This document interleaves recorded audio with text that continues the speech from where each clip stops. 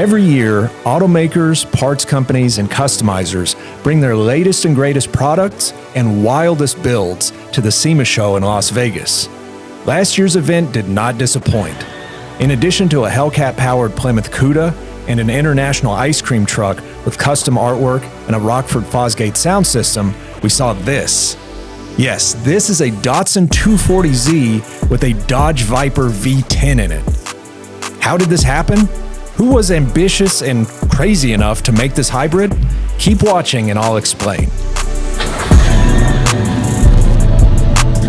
Tired of digging through forums and YouTube for answers? Orion will show you how to replace any part on any vehicle, and it's 100% free. Get step-by-step video instructions and over 1 million name brand parts at distributor level prices, all in one place. Check it out now at howto.com. We know what this car looks like now, but let's go back to see how it all started. At the 1969 New York Auto Show, Datsun introduced a new model with a fastback body inspired by European cars. It came equipped with a 2.4-liter inline-six, a 4-speed manual, front disc brakes, and an independent suspension. The 1970 240Z's dual side-draft carburetors helped it produce 150 horsepower and 27,000 sales that first model year. The 240Z you see here is a 1971 model. It traveled a long way, literally and figuratively, to get to SEMA in its current state. A talented and dedicated young man named Brad Brammer, who goes by the handle Brad Builds on YouTube and social media, used his mind, hands, and imagination to make sure it arrived in time for the big show. Brad bought this 240Z on a salvage title back in 2020.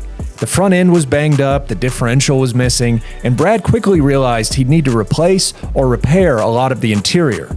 A deep cleaning was also a must because the car had been sitting and gathering mud, mildew, and lots of spiders.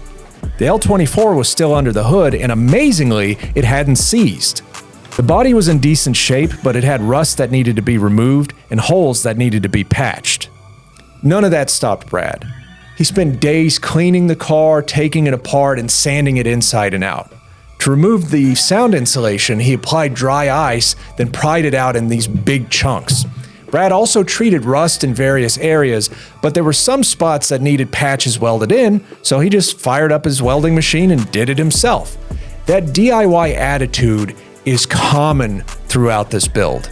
At one point, Brad even designed and built his own pushover jig so that he could work on the underside of the car. The initial plan was to rebuild the straight six. While Brad was inspecting the engine, he discovered some internal damage and a cracked piston. No big deal. With some work at a machine shop and a rebuild kit, it probably would have worked out just fine. But then, things changed. A Subaru build, a flood of new business opportunities, a move from California to Texas, and building a new garage put the 240Z on the back burner until 2024. When Brad picked up where he left off, he had a new idea for what to put under the hood. The 8-liter V10 from a 2002 Dodge Viper. As you can imagine, that insane transplant required a lot of adjustments. Before Brad started on the swap, he cut out the damaged sections of the front end and welded in a tubular setup. After he dropped in the V10, he shoved it as far back in the engine bay as possible, which meant he had to reposition the steering rack. To dump weight from the nose, Brad moved the battery to the trunk, where he also installed a radium fuel cell to feed the massive engine. Airflow was a key focus. According to Brad, the Viper's V10 tends to run hot, so he installed an oil cooler right next to the radiator.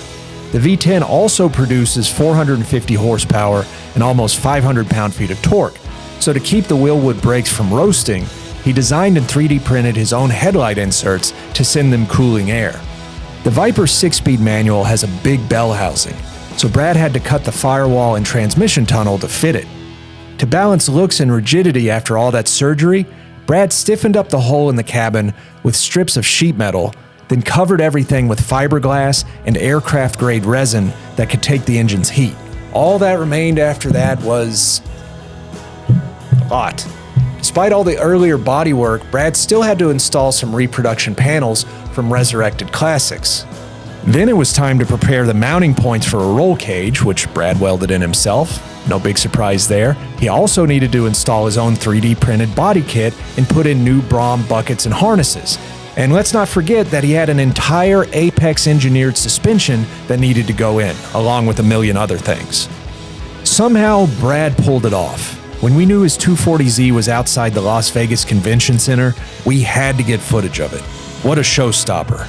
The retro green wrap suits it well and looks great over the Motegi forged wheels and Toyo rubber. Of course, the 240Z's party piece is that fully exposed Viper V10, which sounds like a beast breathing through a set of Euro Classic Motorsport headers. The Brad builds Viper-powered Datsun 240Z isn't just a lovably over-the-top creation. It definitely is. It's got that covered. But most importantly, it's an example of the wild creativity that SEMA is all about.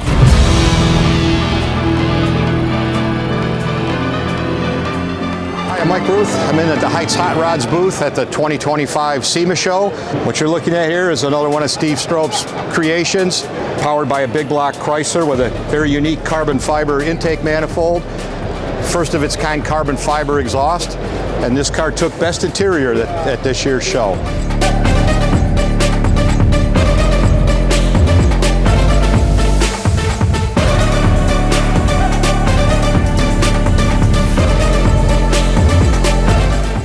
Guys, thank you so much for watching today's video. Remember, if you're in the market for a collector car, going over to our website, classiccars.com. That's our online marketplace with over 38,000 listings live across the site. Also, be sure to check out our sister website at autohunter.com. That's going to be our 7-day online auction. That's it for me, and I'll see y'all in the next video.